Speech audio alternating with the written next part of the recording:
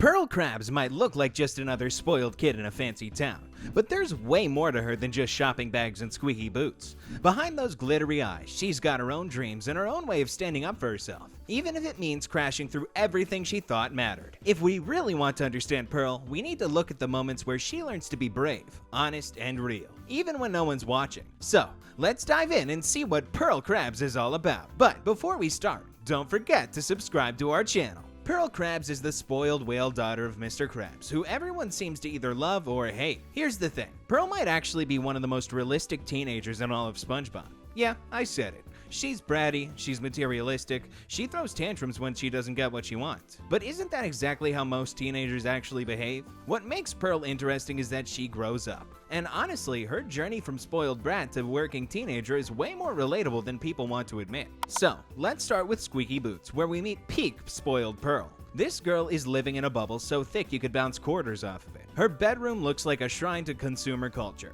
Boy band posters everywhere, fashion magazines scattered around, and this unshakable belief that daddy's money will solve every problem she ever has. When Mr. Krabs gives her those fishing boots instead of the flipper slippers her friends are wearing, Pearl's reaction is, well, it's completely over the top. She literally shakes the house with her crying. But here's what's really happening. This is the first time in her life that wanting something isn't the same as getting it, and she has absolutely no idea how to handle that. Think about it. Pearl has never learned to cope with disappointment because she's never really faced any. Her dad spoils her. She gets what she wants, and when she doesn't, she just cries until someone fixes it. The boots aren't really about boots. They're about Pearl discovering that the world doesn't revolve around her desires. What's kind of sad is how completely she depends on other people for her self-worth. Those flipper slippers aren't just shoes to her. They're proof that she matters, that she belongs, that she's worth investing in. Without the right stuff, Pearl genuinely doesn't know who she is. That's pretty messed up when you think about it. And let's be real about Mr. Krabs here. The guy means well, but he's completely clueless about teenage social dynamics. He sees fishing boots and thinks practical, durable, good value. Pearl sees social suicide. Neither one of them even tries to understand where the other is coming from. It's like they're speaking different languages. But here's what really gets me about early Pearl. She's completely passive. She doesn't think, maybe I should get a job and buy my own slippers. She doesn't consider, maybe I can make these boots work somehow. She just expects other people to read her mind and fix her problems. When they don't, she falls apart. Fast forward to Mall Girl Pearl, and we're looking at a totally different character. Sure, she's still obsessed with fitting in, but now she's actually doing something about it. When all her friends have mall jobs and she doesn't, Pearl doesn't just cry about it. She goes out and gets her own job. That's huge. That's the difference between a child and someone learning to be an adult. The whole setup is perfect too. Marina's miserable slinging hot dogs on strings. Nocturna's bored out of her mind at some goth store. Nixie's dealing with annoying jewelry sales. But they all have something Pearl doesn't. Independence. They're earning their own money, making their own schedules, and not depending on their parents for everything. Pearl recognizes this and makes a choice. Not, Daddy, give me money so I can be like my friends, but I need to work so I can be like my friends. That's character growth, people. Of course, reality hits hard. Every trendy store rejects her. Hot dog on a string doesn't want her. Scorched Coral already hired someone. Bangles and Dangles won't even consider her. For someone who's used to getting what she wants, this is brutal. But instead of giving up like old Pearl would have done, she keeps trying. Then comes Grandma's apron. And this is where the episode gets really interesting. Pearl has to choose between her image and her goals. Working at the lamest store in the mall is social suicide, but it's also her only option. The fact that she takes the job shows she's finally prioritizing substance over appearance. Beatrice is the mentor Pearl never knew she needed. This old lady has been through everything Pearl's going through. Social rejection, being called boring, not fitting in, but she's found peace with herself in a way Pearl hasn't. When Beatrice shows Pearl those old photos of being bullied, she's basically saying this too shall pass. The whole grandma training montage is brilliant. Pearl discovers that activities she thought were boring, knitting, baking, storytelling, actually bring her joy. She's experimenting with parts of herself she never knew existed. That's what real growing up looks like. When her friends show up to mock her, we get the real test. Old Pearl would have crumbled under the social pressure, but new Pearl has Beatrice backing her up, and more importantly, she has genuine investment in what she's doing. She's not playing dress-up anymore. She's found something that matters to her. The resolution is perfect because it's realistic. Pearl doesn't become a permanent grandma, and she doesn't reject her friends. She learns to balance authenticity with social connection, and that's what actual maturity looks like. Not choosing one extreme or the other, but finding a way to be true to yourself while maintaining relationships. Pearl's transformation from crying teenager in Squeaky Boots to the working young woman in Mall Girl Pearl shows us something important. Growing up is about keeping parts of yourself that work while developing new skills to handle the parts that don't. And honestly, that's way more revolutionary than most cartoons are willing to admit. Pearl grows from a spoiled girl to an independent teenager, but it's only when her image obsession crumbles that she starts to find out who she really is. Ever notice how some of the most important life lessons come from our biggest disasters? We spend so much time trying to control our image, maintain our status, and look perfect that we miss the actual fun happening right in front of us. Society tells us that appearances matter more than authenticity, that being seen with the right people is more important than being with good people. But sometimes it takes a complete social catastrophe to realize how wrong we've been about everything. That's exactly what happens to Pearl in The Chaperone, and honestly, it's one of the most brutal and honest episodes about teenage life I've ever seen. This is a full-scale demolition of everything Pearl thinks matters, followed by her slow realization that maybe, just maybe, she's been caring about all the wrong things. Here's the thing about Pearl in The Chaperone. This episode shows us just how shallow and image-obsessed she really is. And honestly, it's kind of brutal to watch, but it's also where we see her first real moments of genuine kindness and maturity. The whole setup is peak teenage nightmare fuel. Pearl's long, tan, and handsome boyfriend dumps her right before prom, and she's absolutely devastated. But notice what she's really upset about.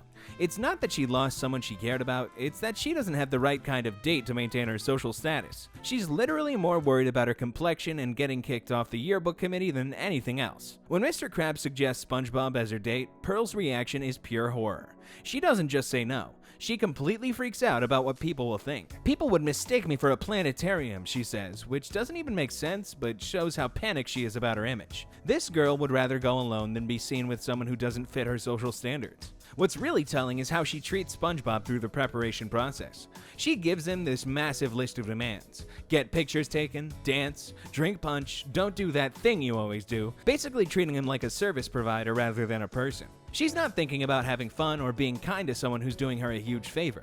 She's thinking about damage control. SpongeBob's whole transformation into long, tan, and handsome is both hilarious and kind of sad. The guy literally puts himself on stilts, changes his entire appearance, and tries to become someone completely different just to make Pearl happy. And Pearl still treats him like an embarrassment. When he struggles with the punch bowl because of his ridiculous costume, she's mortified. When he tries to impress her with his dance championship trophy, which isn't even his, she's annoyed. The ex-boyfriend situation is where Pearl's priorities become crystal clear. The moment Octavius Rex shows up, Pearl completely abandons SpongeBob and tries to hide under a table. She's so obsessed with this long, tan, and handsome ideal that she can't see past appearances. Octavia literally just says meep. The guy has no personality that we can see, but because he looks the part, he's automatically better than SpongeBob in Pearl's mind. The dance disaster is where everything falls apart, and honestly, it's mostly Pearl's fault.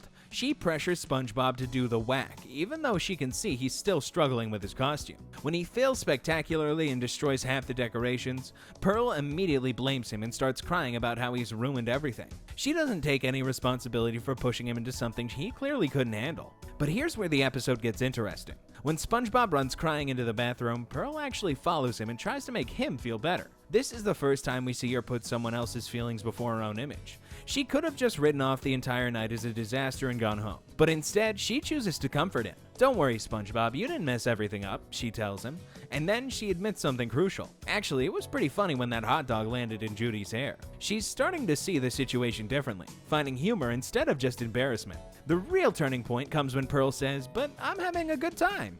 This is huge for her character. She's admitting that despite all the social disasters and image problems, she's actually enjoying herself with SpongeBob. It's the first time we see her value genuine fun over social status. The doing the sponge sequence is where Pearl fully commits to choosing authenticity over appearance. She could have quietly slow danced and tried to salvage her reputation, but instead she goes all in with SpongeBob's ridiculous dance. When Octavius approaches her during the dance, she literally tells him to get lost, pizza topping, and chooses to keep dancing with SpongeBob. What's brilliant about this moment is that Pearl is actively rejecting something she thought she wanted. Octavius represents her ideal. He's the long, tan, and handsome guy she's been obsessing over. But when push comes to shove, she chooses SpongeBob in the ridiculous dance over her supposedly perfect ex-boyfriend. That's character growth right there. The fact that they get thrown out of prom by an angry mob should be the ultimate social disaster for someone like Pearl. Her reputation is ruined, her night is destroyed, and everyone thinks she's responsible for wrecking the decorations. But instead of being devastated, she's laughing. She learns that some disasters are actually worth it when you're having genuine fun with someone who cares about you. The ending is perfect because Pearl learns that disasters can actually be fun when you're with the right person. I knew it would be a total disaster all along, she tells SpongeBob, but as far as disasters go, that was pretty fun. She's discovered that there's more to a good time than having the perfect date and the perfect image. This episode shows Pearl learning to care about real things over fake things, actual friendship over looking cool, and genuine fun over perfect appearances. It's her first step toward becoming someone who can like people for who they are instead of what they look like. And honestly, that's a lesson a lot of adults still haven't figured out. Pearl learns to let go of what people think, but then she takes her dad's words too literally and starts working for the family's enemy. Here's what nobody wants to admit about teenage rebellion. Sometimes it's not about rejecting your parents' values, it's about taking them too literally. We like to think kids rebel by doing the opposite of what they're taught, but the most dangerous rebellions happen when teenagers follow their parents' advice to its logical extreme. That's exactly what makes Pearl's story in Plankton's Intern so unsettling and brilliant. Most people see this episode as a simple comedy about Pearl accidentally helping the family's enemy, but it's actually a pretty dark commentary on how blind obedience can lead to betrayal. Pearl is following Mr. Krabs' advice so perfectly that she almost destroys everything he's worked for. The setup is classic Pearl. She needs money because her dad is cheap with her allowance, but instead of whining about it like the old Pearl would have done, she goes out and gets a job. That should be exactly what Mr. Krabs wants, right? His daughter showing initiative, learning the value of work, becoming independent, except she chooses to work for his worst enemy, and somehow this never occurs to him as a problem. Plankton's initial fear of Pearl is hilarious, but also revealing. He literally thinks she's going to eat him because she's a whale, showing how even the show's supposed genius is capable of ridiculous prejudice. But once he realizes she just wants money and doesn't care who pays her, he sees an opportunity.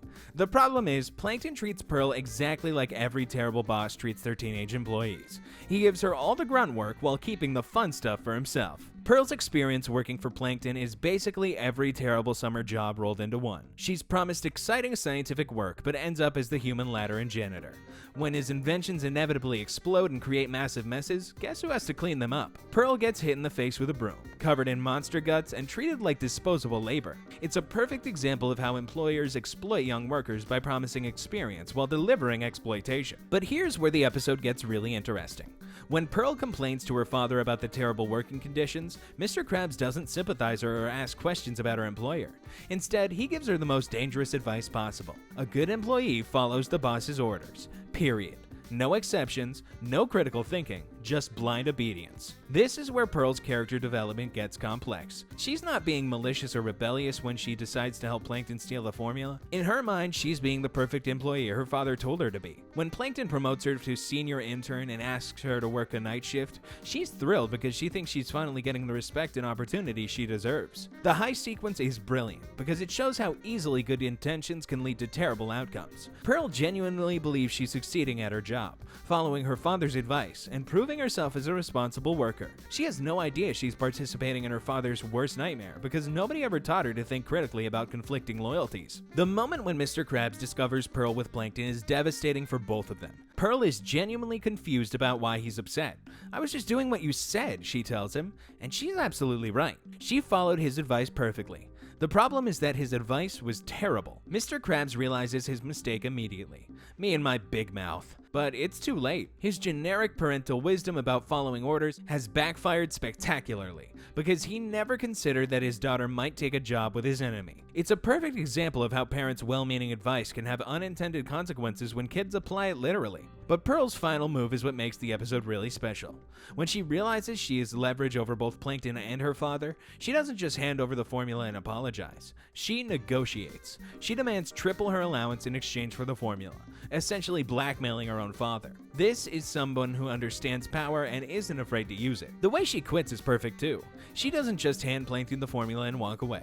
She literally shoots him out of her blowhole like a cannonball. It's both hilarious and symbolic. She's rejecting everything he represents while demonstrating that she's nobody's victim. What's really subversive about this episode is that Pearl wins completely.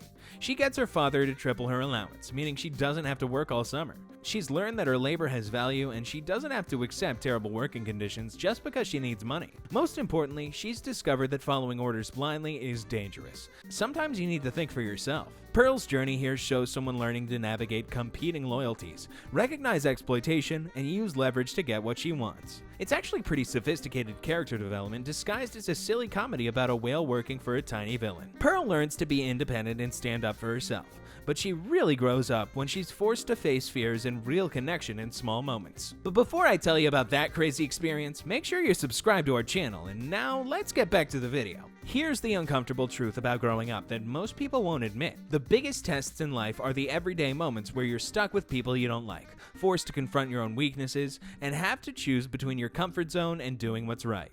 Most coming-of-age stories focused on grand adventures and heroic moments, but real growth happens in cramped spaces with annoying people when everything goes wrong. That's exactly what makes Pearl's experiences in these episodes so brutally honest. She's not fighting dragons or saving the world. She's dealing with the kind of mundane disasters that actually shape who we become as people. Tunnel of Glove throws Pearl into her personal nightmare, being trapped in a boring, broken-down ride with the most embarrassing person she knows. The whole setup is designed to torture her. She's trying to have a fun day at the amusement park with her friends, looking cool and maintaining her image, when suddenly she's stuck in a tiny boat with SpongeBob for hours while the entire park watches the romantic situation unfold. What's brilliant about this episode is how it strips away all of Pearl's usual defenses. She can't escape, she can't call her dad for help, and she can't even maintain her usual attitude because the situation is too absurd. When the ride breaks down and they're stuck in the dark, Pearl has to confront something she's been avoiding. SpongeBob isn't actually the problem here. Her obsession with image and social status is what's making everything miserable. The moment when the lights go out is where everything changes.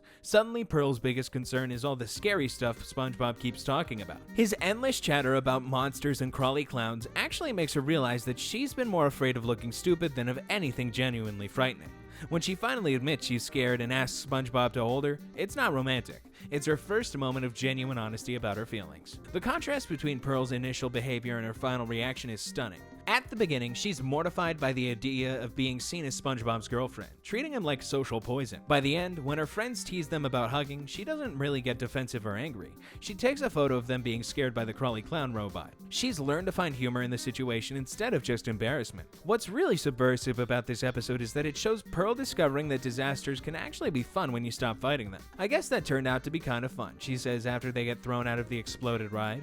She's not just being polite. She's genuinely surprised that the worst possible scenario turned out to be enjoyable. That's a pretty sophisticated lesson about finding joy in chaos. Goons on the Moon puts Pearl in a completely different kind of pressure cooker. Instead of being trapped with someone she's embarrassed by, she's stuck with someone she actively dislikes, Squidina. The episode forces her to confront her own prejudices about what kinds of people are worth respecting. Pearl's initial treatment of Squidina is pretty awful. She constantly mocks her for being a nerd, rubs her cheerleader status in Squidina's face, and generally acts like intelligence and academic interests are things to be ashamed of. Do you always have to rub it in my face that you're a cheerleader? Squidina asks, and Pearl's response is to literally rub her pom-poms in Squidina's face. It's mean-spirited bullying disguised as playful teasing. But the moon environment creates a situation where Pearl's usual advantages don't matter. Being popular doesn't help you collect moon rocks or measure gravity. Her cheerleading skills are actually useful for the gravity measurements, but Squidina's scientific knowledge and preparation prove just as valuable. The episode forces Pearl to recognize that different types of intelligence and skills have different values in different situations. The rock throwing incident is where their conflict reaches its peak,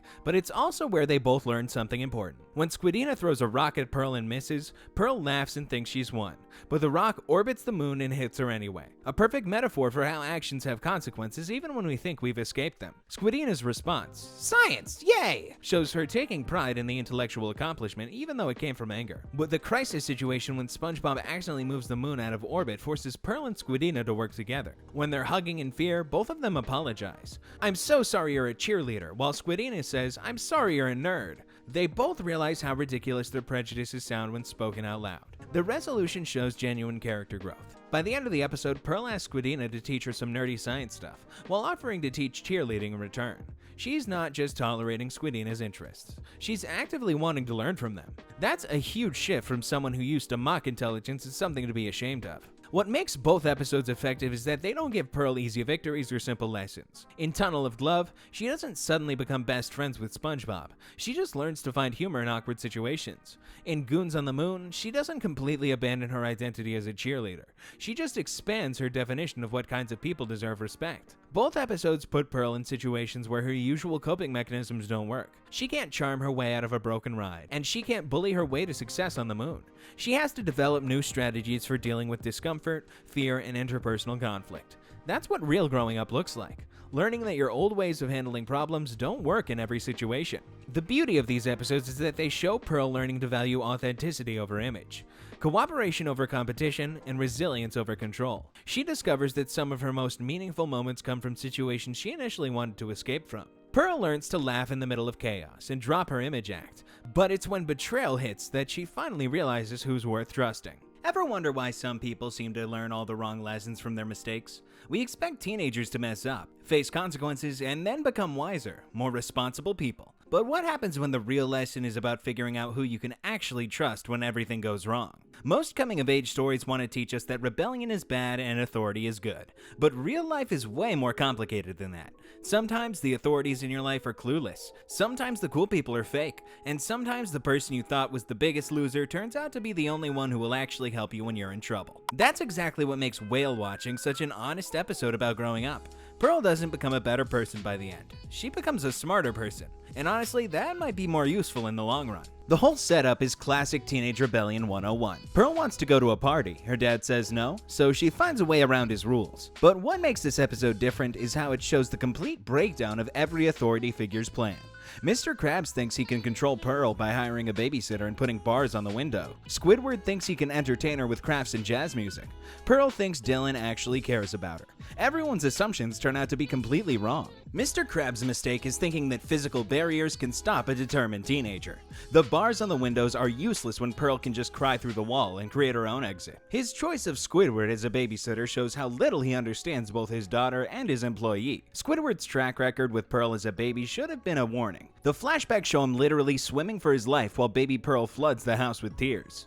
Squidward's approach is even worse because it's so condescending. He brings whale dolls, coloring books, and sing-along tapes like Pearl is still a little kid. When that doesn't work, he tries jazz music, which somehow makes the situation even more embarrassing. The scene where his jazzy music literally transforms teenagers into nerds is brilliant.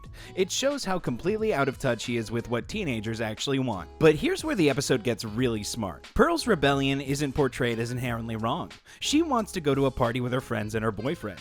That's normal teenage behavior. The problem is her poor judgment about who to trust. Dylan is the perfect example of a teenage boy who looks cool but has no substance. He's handsome, he talks in surfer slang, and he knows about all the cool parties. But when Pearl gets in trouble, he immediately abandons her. "We're gonna be in so much trouble. Leave her. Let's cheese it." He's not concerned about Pearl's safety. He's worried about getting caught. The breaching party itself is a brilliant metaphor for peer pressure and risk-taking. The activity looks fun and exciting, but it's actually dangerous. Pearl has never done it before. She's not sure it's safe, but she does it anyway because Dylan pressures her and because she wants to fit in. When she gets beached, she realizes too late that she's in over her head. What's really harsh about Pearl's situation is that she ends up completely alone.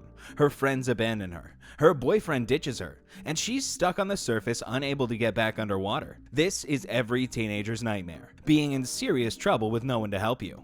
The fact that it's Squidward who saves her makes it even more humbling. Squidward's rescue is genuinely heroic, but it's also practical. He doesn't lecture Pearl or say "I told you so." He just focuses on solving the problem. When pulling her down doesn't work, he gets creative with the air pump. When she's crying about Dylan abandoning her, he doesn't minimize her feelings. He just says, "I don't think it's that bad," and gets her home safely. The bike ride home is where the real bonding happens. Pearl has been thoroughly humiliated, abandoned by her boyfriend, ditched by her friends, rescued by the person she thought was lamest. But instead of rubbing it in, Squidward offers her something better: revenge. There's a way we can still have a little fun tonight. The prank on Dylan is perfect because it shows Pearl that there are different kinds of fun. Instead of trying to impress people who don't care about her, she can team up with someone who actually came through for her when she needed help. The fact that they use SpongeBob as their weapon is extra funny. The most annoying person in Squidward's life becomes a tool for getting back at the person who hurt Pearl. Pearl discovers that the person she thought was lame, Squidward, is actually reliable, while the person she thought was cool, Dylan, is actually a coward. That's a valuable lesson, but it's not the traditional moral about following rules and respecting authority. The episode ends with Pearl and Squidward laughing together as SpongeBob chases Dylan down the street. They're not better people than they were at the beginning. They're just people who understand each other better. Pearl hasn't learned to always obey her father or to avoid parties. She's learned to choose better allies and to appreciate the people who actually show up when things go wrong. That's actually a pretty sophisticated lesson for a kid's show. It acknowledges that teenagers are going to rebel and take risks, but it suggests that the quality of your relationships matter more than the perfection of your choices. Sometimes the best thing you can learn from a disaster is who you can count on when everything falls apart. Pearl learns who really matters when things fall apart, but her biggest change comes when she learns to stand up for what's right, no matter the cost. Pearl Krabs shows real growth and honestly surprised me. Usually she's just this spoiled rich kid who throws tantrums when her dad doesn't buy her stuff, but we actually see her becoming more mature and thoughtful through some key experiences that test who she really is. In A Cabin in the Kelp, Pearl goes on a camping trip with the gal pals, Karen, Sandy, and Mrs. Puff. This episode shows Pearl developing real growth in how she handles difficult situations. When their trailer full of supplies crashes and sinks in the mud, old Pearl would have had a complete breakdown about losing her backpack. Instead, she just deals with it. She's learning that sometimes bad things happen and you have to adapt instead of falling apart. What's really interesting is how Pearl becomes more emotionally aware about group dynamics. She's not trying to be the center of attention or making everything about her problems. When the other women tell scary stories to prank her, Pearl falls for it at first, but then laughs along instead of getting mad. She's figuring out when something's worth getting upset about and when it's better to just go with the flow. The camping experience forces Pearl to become more self-reliant. She can't just call Mr. Krabs to fix her problems or buy her way out of an uncomfortable situation. She has to figure things out with limited resources and work with people as equals instead of expecting special treatment. That kind of growth only comes from facing real challenges. Upturn Girls shows Pearl developing even deeper insight about relationships and values. She volunteers to show Narlene around the big city, which means taking responsibility for someone else's experience. That's a huge change from someone who usually only thinks about herself. Here's where Pearl really grows as a person. Narlene is everything Pearl normally isn't. She collects gum off the street, breaks expensive doors, and has zero interest in fancy shopping. Everything about Narlene should embarrass Pearl, but Pearl learns to see past surface differences. She recognizes that Narlene's authenticity is more meaningful than trying to fit in. The big test of Pearl's new mindset comes when they meet Lady Upturn, this snooty rich woman who represents everything Pearl used to admire. Lady Upturn starts treating Narlene terribly just because she's different, and Pearl has to choose between social status and doing what's right. Pearl chooses to defend Narlene. She literally calls Lady Upturn a stuck-up snob and stands up for her friend even though it means getting kicked out of the fancy store. That takes guts, realizing that your reputation with shallow people isn't worth betraying someone who trusts you. The really powerful moment is when Pearl throws away her father's diamond credit card to help them escape. She has realized that material things are just objects, but relationships with good people are irreplaceable. That's something most adults never figure out. Pearl gets smart enough to see through the fake glamour of places like Upturns. She realizes that fancy stores and snooty people aren't actually better than genuine experiences with real friends. The old Pearl would have been impressed by Lady Upturn's wealth and status, but the new Pearl sees right through the superficial nonsense. Her enthusiasm for visiting Narlene's countryside home shows Pearl's becoming more open-minded about different ways of living. She's not just tolerating Narlene's lifestyle, she's genuinely curious about it. Pearl learns that there's value in simplicity and authenticity that you can't buy with money. These experiences help Pearl understand the difference between what society says is important and what's actually important. She stops defining herself by her father's wealth and starts building her own identity based on her choices and relationships. Pearl develops emotional intelligence too. She learns to read situations better and respond appropriately instead of just reacting based on her immediate wants. When Narlene causes chaos at the department store, Pearl doesn't panic or abandon her. She stays calm and figures out solutions. The transformation shows Pearl growing past her old habits. She starts considering how her actions affect other people and making choices based on principles instead of just impulses. That's real maturity that goes way beyond just getting older. The transformation shows Pearl finally learning to think about other people instead of just herself. She stops making everything about her wants and starts considering how her choices affect the people around her. She's making decisions based on what's what's actually right instead of just doing whatever feels good in the moment. Pearl gets smart enough to reject all the shallow garbage she grew up with. She figures out that being nice to people matters way more than being the popular girl, that sticking by your friends is more important than having expensive stuff, and that real relationships beat all the fancy things daddy's money can buy. Honestly, most adults never learn this stuff. This growth actually feels real because Pearl has to go through some tough situations that force her to figure out what she really believes in. She learns that the best experiences come from connecting with people who like her for who she actually is, not because of what she owns or how much money her family has. By the end, Pearl becomes someone who values what's real more than what looks good, and sees a person's character as more important than their cash. She becomes someone who can see through fake people and do the right thing, even when it's hard or costs her something. That's the kind of growth that actually makes you mature, not just the fake adult stuff most people pretend to care about. If you enjoyed our video, don't forget to subscribe, and I'll see you in the next one.